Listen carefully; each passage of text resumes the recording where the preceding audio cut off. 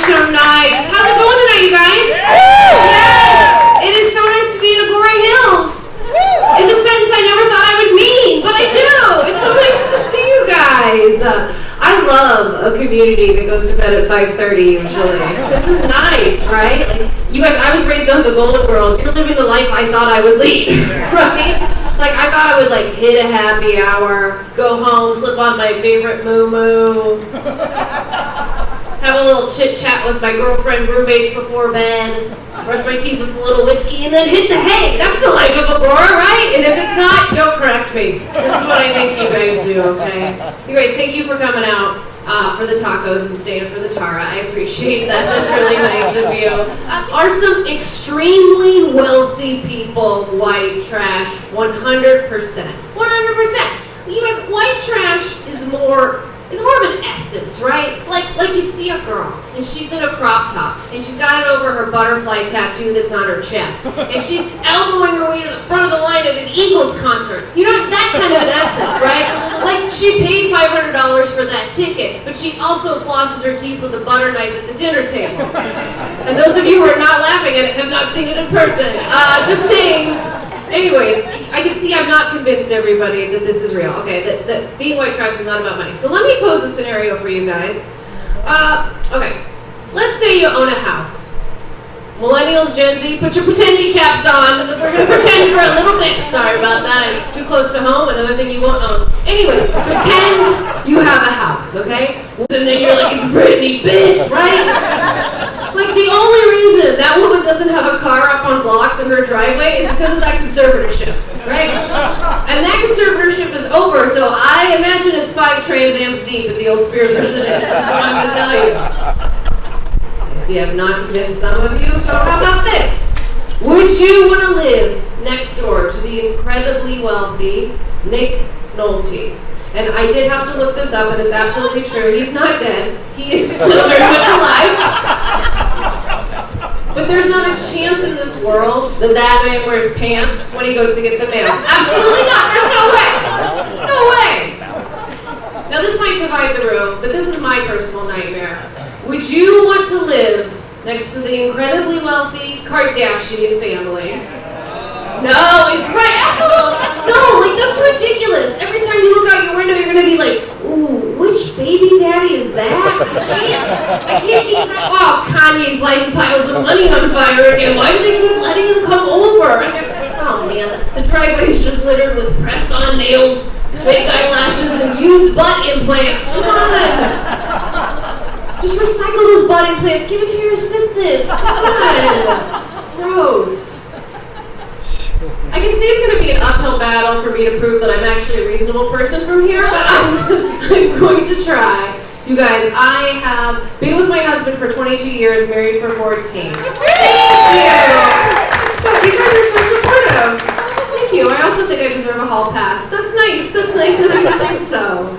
But it doesn't, listen, it doesn't have to be a hall pass, okay? It could be a hall monitor.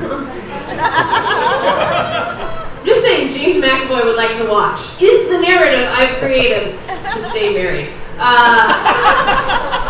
Just saying. But my husband is from Searcy, Arkansas, and like I said, I'm from Reno, Nevada, and I just think it's kind of interesting, like, that the two of us aren't related.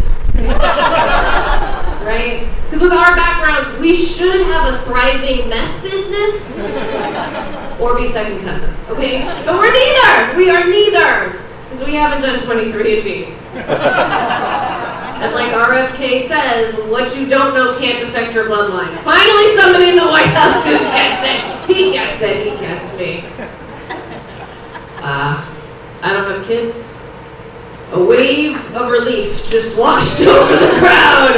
There's I'm maybe the first person that's like, that's the right choice. We don't want more of that snaggletooth around here. No, thank you. No, and listen, that's not judgment either. Make some noise if you're a parent. Are you a parent who has some parents in here? Great! Yeah. You guys are out at 9 o'clock on a Tuesday. You're not great parents either. We have things in common, right? We're all the same. It's great. No, but here's the thing. I am now out of the decades where people even assume I'm going to have kids, right? Because to the outside observer, all it looks like my body is capable of doing now is having a liquidation sale. Like, Thank you. I appreciate that. You're very nice. You need glasses. But the midnight commercial for My Universe would be like, you better act quickly. We got a limited supply of viable eggs left. Get yours before they get ready. Yeah, it sucks, right? Like, I'm now in the decades where I'm told I have to worry about my health, right? Like, all the decisions I need to be making about the rest of my life, my health, I have to make them, like, this week, right? I gotta get the screening, I gotta get the surgery. Oh, did you sleep on a hotel pillow? You will never experience comfort again in your life. And it's just frustrating, right? Because questions from my friends used to be like, are you gonna have a baby? And now they're like, are you gonna have a stroke? It happened very quickly. It just feels like everything in my life now is like TikTok, you crusty bitch. It's hard, it's hard. Which leads me to tell you that I spend a lot of money on skincare. Anybody else get duped by like the Instagram ads and we're like going to Sephora and I'm spending too much money on it. But here's the thing. I've used so many lasers on my face. I feel like I could be a consultant for Star Wars at this point. I mean, like, Luke, I have your filler. It's going in the nasolabial folds. Like, I even know what that is now. Like, it's too much. But really, I don't want to wake up one morning and look in the mirror and see my least favorite grandmother staring back at me. She also had a least favorite grandmother. Thank you. I appreciate that, ma'am. No, I'm kidding. Listen, the rest of you, I didn't have a least favorite grandma. These are jokes, okay? I was kidding. But my grandma did have a least favorite grandchild. She's here with you tonight. She's right here. Do you know how you find out you're the least favorite grandchild? Your grandma tells you, okay? Grandmas don't care about your feelings. They haven't had feelings below the waist since your dad came out of there, right? They drink straight bourbon all the time, and the whole world thinks grandmothers are adorable, right? Like, older women are just mad they're still here putting up with your bullshit, right? I don't understand why every woman over 75 just doesn't murder the rest of us in cold blood, because we would cheer them on. They would get away with it. Right? Like, we'd be like, oh my god, grandma is crocheting a noose? That's so clever. Oh my god. You know what? I think I figured out grandma's secret ingredient in her cookies. It's tiny razor blades. Ow, it hurts. We're like, oh my god, look at her spindly little arms holding that flamethrower. It's over for us. It's over. Good for you, grandma. But I'm starting to get that. I'm understanding the old lady rage, or just the lady rage, because my body's sort of like, it's turning on me, right? Like, I'm having a hard time sleeping, I'm getting new wrinkles, I found some chin hairs, fun! And I'm told that these are all hormonal changes. And these hormonal changes kind of make me want to just like jump off a bridge. And after visiting multiple doctors, I'm told that is the only surefire way for women to get rid of their hormonal issues, is to jump straight off a bridge. I mean, I've been sucked into all of it. Waxes, serums. I have paid a company to send me multiple jars of snail excretion. It works. Do you guys know what snail excretion is? Snail jizz, guys. That's what I slather on my face. Yeah, ew. Like, but my question leads to the next question. Who harvests the jizz of snails? I get jars of it. Who does it? I'm just saying, I don't think it's that hard of a job, and I feel like I could do it. Until the snail sees my chin hair. Oh. And then he's like, I'm sorry, babe, I just can't excrete today. No big deal. That is a joke about me being unable to sexually arouse a snail, everybody. Happy Tuesday. Yes, I love it. I hope you are enjoying your tacos. Look, I'm paying attention to the things that are going on in the world, right? I'm watching the news, and generally I think everything seems fine, right? Nothing to worry about. And with that nothing to worry about, I was like, you know what I should do that I've never done before? I want to look up, why do we call pregnancies in women over 35 geriatric? Good time to do that, right? So I looked it up, and you know what? Did the trick. Instantaneously full of rage, okay? So here's some fun facts for you guys. The reason that we call pregnancies over 35 geriatric is because the ovaries are the only organ we can make tiny wheelchairs for. in that. I love that joke. I think it's ridiculous. Fine. You don't like tiny wheelchairs for ovaries. Here, hit you with some facts. The ovaries age 15 to 20 years faster than the rest of the organs in your bodies, women's or men's, right? It is the fastest aging organ and the least studied. Now, I understand that part, right? Because, you know, they're in a woman's body and they're below the boobs. And how are we supposed to know what happens below the boobs? If there's boobs, nothing else matters, right? I get it. Clapping from a, I think that was a man, what a surprise. But I'm just, so I love the support of that. But the organs, ovaries, start the size of a kiwi. And by the time you reach your late 30s, it shrinks down to the size of a kidney bean. And I'm here to tell you guys tonight, you better be flicking those beans till the bitter end, okay? They deserve it. They deserve it. Now, as my rage cooled into molten lava, I was like, you know what? Actually, this is great news. This doesn't bother me. This is totally cool. Because my girls have been on the clock since I was 15. I didn't start my period until I was 15, and I didn't get boobs ever. Puberty was fun for me! Anyways, if I'm looking at my clock right, this means that my girls have been double timing on it. They're definitely eligible for Social Security at this point, right? If not, they should be getting the AARP discount, the American Association of Retired Pussies, right? They put in the work! Just because nothing's hatched, just not my fault, right? Listen, in my 20s and 30s, my ovaries were doing the Lord's work, okay?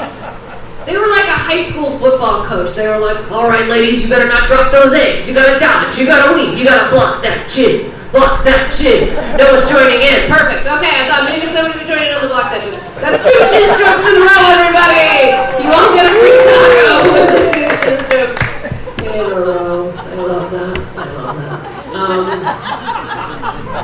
I'm gonna lighten it up. Let me lighten it up here. Talk about the fires. I don't think we're going to be able to quantify the true damage that the fires caused, right? Like, it was a lot. I had a girlfriend in Altadena, and she lost everything. As soon as I found out, I called her, and I was like, oh my God, I'm so sorry. Is there anything I could do for you? Can I bring you some clothes? And she's like, oh, your clothes? And I was like, yeah. And she's like, that's okay. Sorry, so like the Eaton Canyon burns her house down, but it destroys my self-esteem? Like, what? Like, what was the evacuation zone on watch duty for confidence? It was my house. It was my house. It was go now. Your ego has been incinerated. But I must have paused a little too long when I was on the phone with her because I was writing this joke in my head. Because she goes, that's such a sweet offer. That's just such a sweet offer. It's just that I think that your clothes would be too big for me. That wasn't nice. That wasn't nice. So I was like, you know what? I'm gonna take a step back from this relationship, disappear from her life for a while, like the street she lived on. That is misplaced anger, okay? That is misplaced anger. I'm just saying, and I didn't do that. Of course I didn't do that. I decided to be the bigger person, because that's literally what she said I was. And I got her a $200 gift certificate to Krispy Kreme. I wanted to give her a chance to rise above a size 6. Oh, incinerate that. Just saying. Okay, let's see how I end this. Let's see. Okay, we'll do this. Let's see. Make some noise if you are married or have been married. Make some noise if you've been part of a wedding, like in the bridal party or an officiant, anything. Okay, great. How about finalists? Make some noise if you've been to a wedding. Okay. I can see why you haven't. You've got your arms crossed. You're not a lot of fun at a wedding. Just saying. Maybe someday it'll. Anyways, this point is, I think we have a good baseline. And you guys can all agree with me that there has never been a wedding in the history of recorded time that was drama-free. So I recently went to the wedding of a fellow stand-up comedian. And as I'm standing there watching it all unfold, I was like, you know what? We cannot call these things weddings anymore. We need to start calling this what it is. This is Festivus. This is an airing of grievances, okay? You cannot invite all the people you've known your whole life that you love the most, put them in one room and expect peace. It's not possible, okay? So this wedding was officiated by another fellow stand-up comedian. The bride had a gay bestie by her side. It was a totally outdoor wedding. I'm trying to paint a picture for you guys of what heathens look like, okay? This is a heathen wedding. So So the morning of, my husband and I are driving down to this wedding, and it's raining cats and dogs, and we're like, uh-oh, right? But we get there, the clouds part, it's beautiful, it's gorgeous. Now during the reception, there was a couple little cells of rain, so we just had to like get under the umbrellas, 2-3 minutes, no big deal. So I talked to the groom, and he goes, when it was raining, my aunt from Texas came up to me, pointed at the sky, and goes, this rain, this is from Jesus. Now, I'm not religious. Jesus is not my homeboy. But I was like, damn, if you're Christian and you don't invite Jesus to your wedding, he's like, that's fine. I don't care. Rain. What? Jesus is petty. Like, that's wild. So I got me to thinking about my own wedding. And, you know, the thing that I'll never forget about my wedding is that my mother wore open-toed sandals with nylons. Now, only the women in here understand what this is. Okay, so men, the point of a nylon is to diffuse, it's to be mysterious, so you know that like, so our legs look nice. But if you have the seam of your toe sticking out and you can see it, the mystery's gone, right? It's devastating. They weren't even gold toe, they didn't even hide it, it was just a stuck. So I was like, okay, I got married in the summer on a beach. Beaches are known to have sand. Why does she need nylons on the beach, okay? This was also not 1983, it was 2010. Where did she purchase a pair of nylons? I think my mom held onto a pair of nylons for 30 years because she goes, you know what, one day my daughter's going to get married and I can't let her have the whole spotlight. No thank you, ma'am. If she was in her early 50s, she should have known better, okay? Now, the reason I know that is because I am getting closer to my 50s. Oh my god, I can't believe I said that out loud! I said that in a room full of people. Oh god. I shouldn't have done that. Anyways, there's a definitive way that I know that I will never wear nylons to an event. I will never make this mistake, and that's because I have good girlfriends. A good girlfriend would never allow this to happen. If I showed up to any event in nylons, this is what would happen.